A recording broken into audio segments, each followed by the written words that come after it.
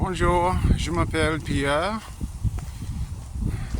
Now, why would I start a conversation like that when it's the presumed assumption that I would be speaking English?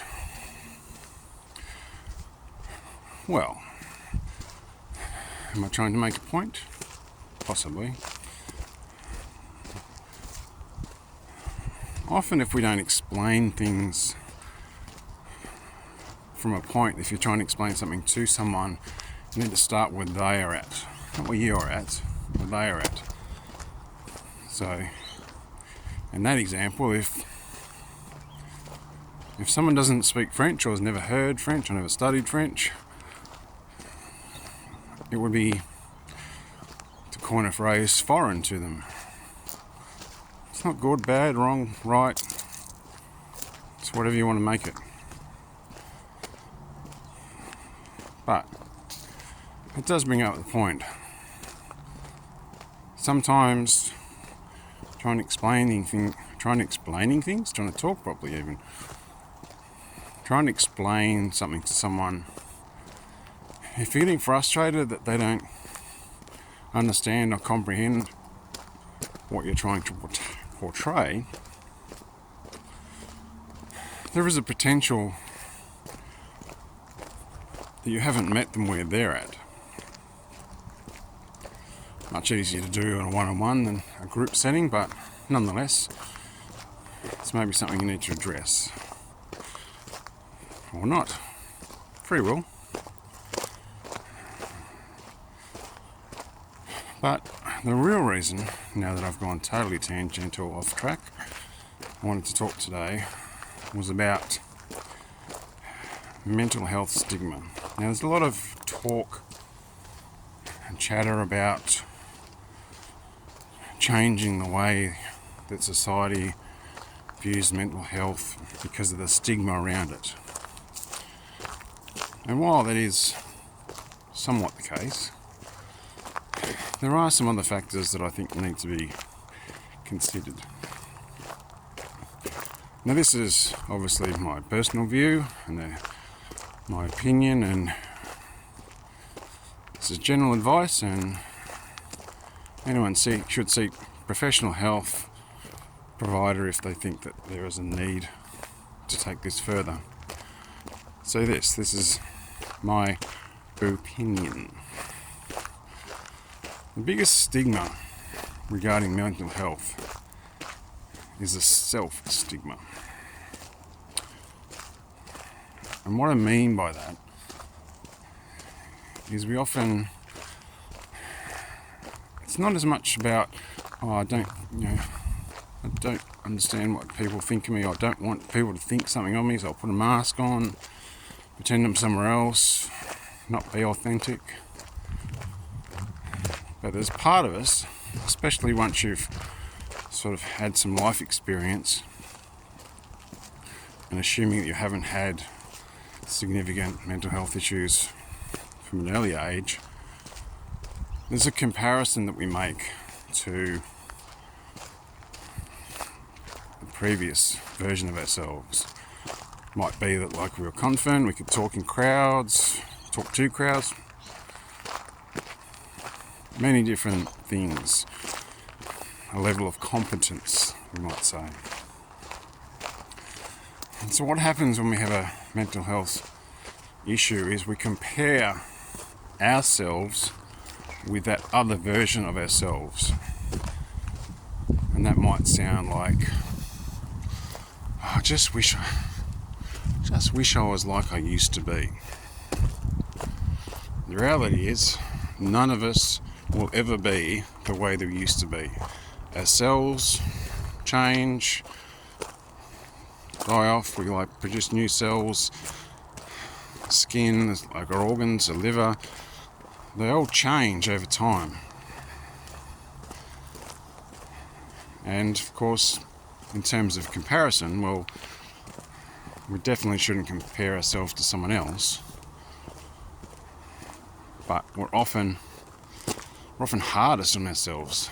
To give you an example, if we listen to our self-talk, that negative self-talk,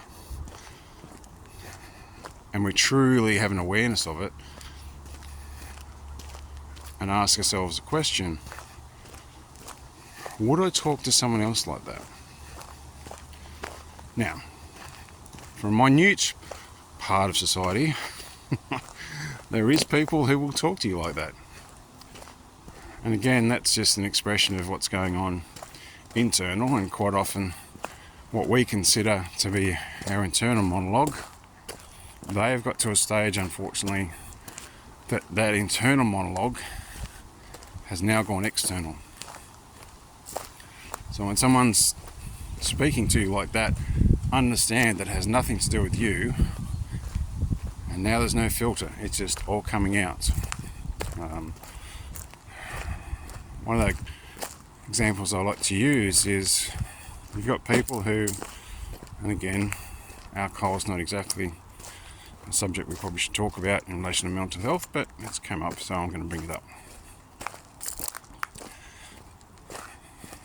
You would have experienced people who become different under the influence of alcohol. I'm not talking 1 or 2 drinks, I'm talking what we would consider to be drunk.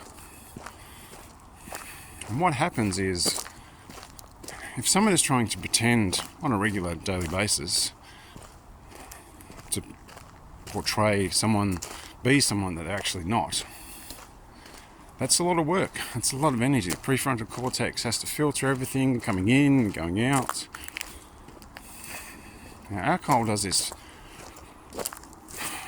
weird thing, not necessarily weird, but just what it is, where it tends to turn the prefrontal cortex, the front part of our logic brain, turns it off, or it goes offline, or it sort of goes, I'll just be over here having a rest.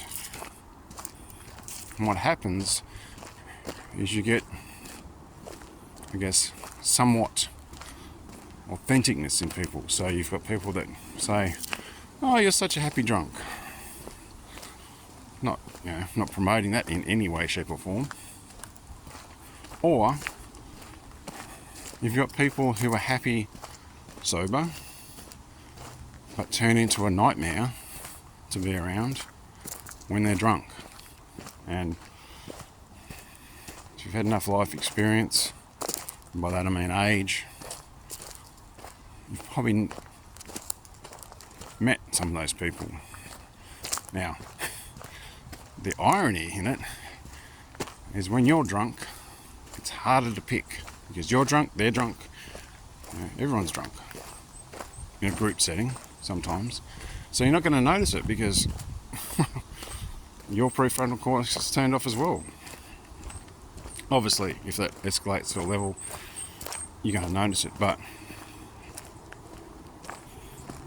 there'll be many times if you're put your hand up and you've been say, oh, look, I'm going to be the designated driver for tonight or today or whatever time it is, you see things differently through sober eyes. Unfortunately, there has to be a level of awareness, and as the saying goes, if nothing will ever change if you don't have an awareness that you want to change things, or denial about changing things, or fear of not changing things. And often I've talked to people and they say, oh, I don't want to change, there's nothing wrong with me. Now, from outside observer, you might go, that's kind of delusional, but if they aren't aware, it's nothing to do with us. You can't force someone to change that doesn't want to change or see anything wrong with their behaviour. It might be okay to them because it meets a need. And to add that, some people don't want to change because they get secondary gain from it. Footnote, secondary gain is Sorry, I'm just trying to think of an example. If you are sick a lot of the time and go, oh, I really want to be well, but I just keep getting sick. On the flip side of that, as in to explain secondary gain, they might turn around unconsciously, have a secondary gain of, when I'm sick I get attention.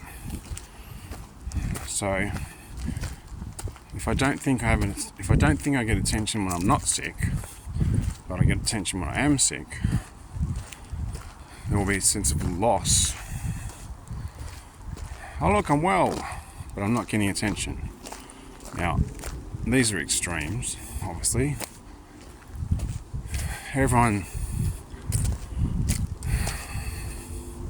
I'm going to say everyone. Everyone wants to be loved, seen, held, heard. These are all basic human needs. This is why we have societies, tribes, if we go back long enough. Because we do want to be part of the tribe. We have this. We're mammals, and if you look at other mammals in a herd, let's say, let's use Africa. If you're in a herd of buffalo, wildebeest, whatever animal you want to talk about, if you get separated from the herd and there's a lion, tiger, something like that, I know, I said Africa and then I said tigers, I know, it's just an example. If you get separated in the herd, you are most likely the one to get picked off. Like if you use zebras for example, apparently, I don't know, I've never talked to a zebra, so I'm just relying on what I've read. The zebra pattern is most effective in a herd because as a predator, as like let's say a lion or a lioness, you need to pick out one that you're going to go after. Now if that one keeps blending into the herd from zebra stripes, well, you're sort of doing this. Oh, which one was it? Was it that one? Oh, no, was it that one? Now obviously we don't know for sure. The lion is going, oh, I'm so confused. Stand still, which one is it?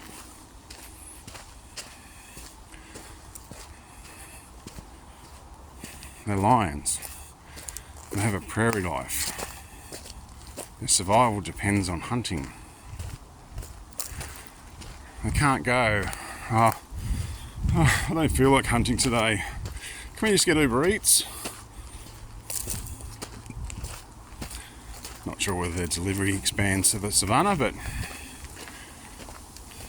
maybe it does, maybe it doesn't. Who am I to judge?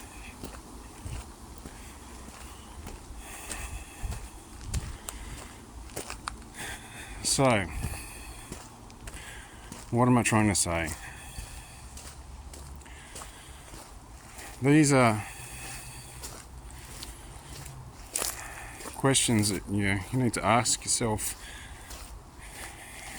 if you are comparing yourself to a previous version of yourself. And I can speak to this because I know from personal experience, or lived experience. When we compare ourselves to a previous version of ourselves, often we don't ask the right questions. We say like, oh, why is this happening to me? We play a bit of a, I'll call it victim mentality. I mean, why me? And the reality is, sometimes we go through stuff for the sole purpose of overcoming it, to then be able to help other people who are going through a similar thing, who can't seem to overcome it. They don't have the tools, they don't have the resources, whatever the case may be. So our role, you might say, is when we overcome things, we need to pass that knowledge on. And to go back to our tribe analogies, that was a big thing that used to happen in tribes. That was part of the, I guess, long-term sustainable survival of tribes.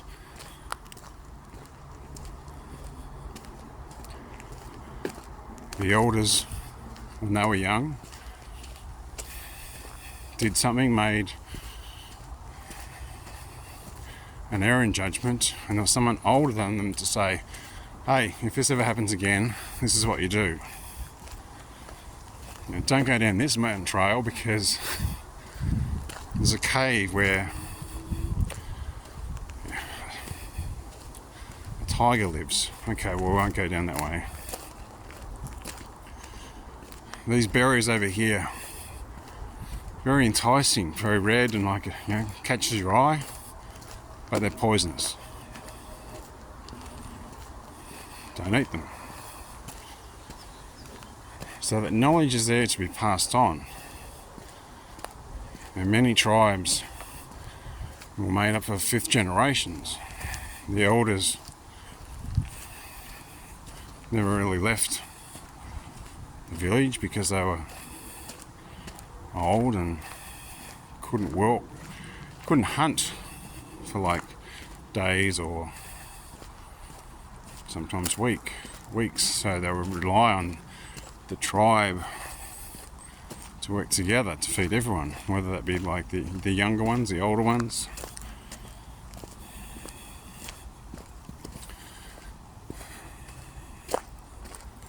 So as you can probably tell by now, these aren't scripted. If you've got this far, you've got this far. It's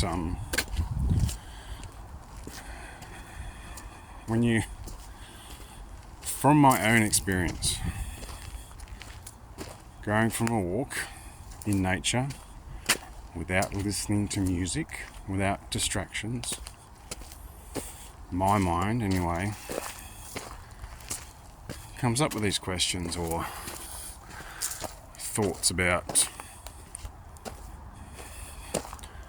do I need to pass this on? And it's not about, you know, well, how many people can I help or pass this knowledge on to. The reality is, it only ever needs to be one. You only need to, maybe two. So a lot of these talks are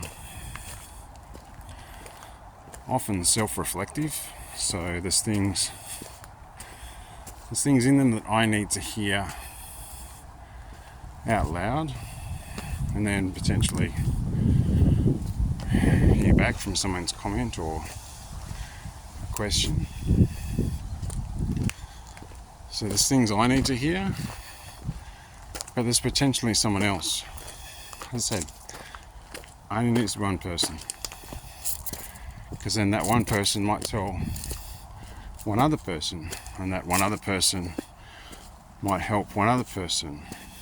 Now, we can look at how that works in an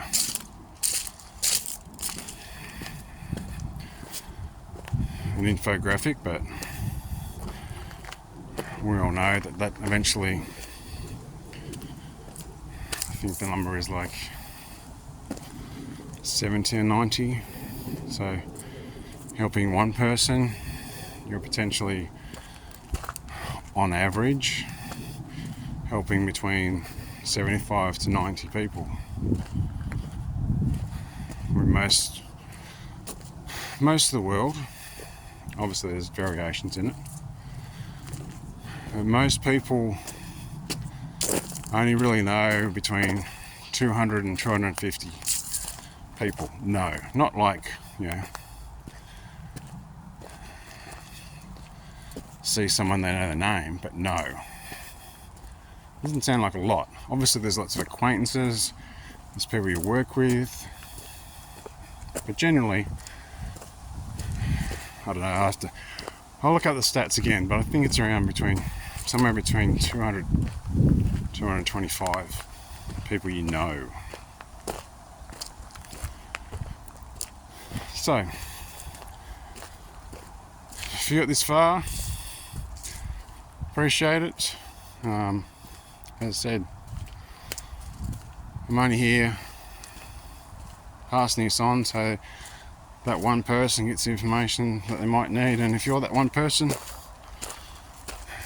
thank you for listening. And I'm giving it with nothing expected in return. And that's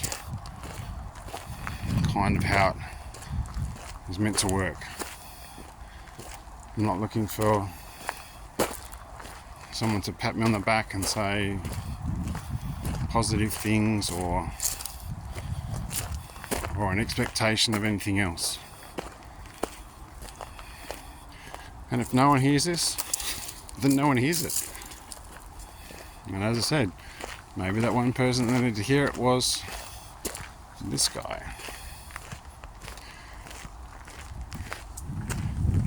Anyway, I'll leave you to it, and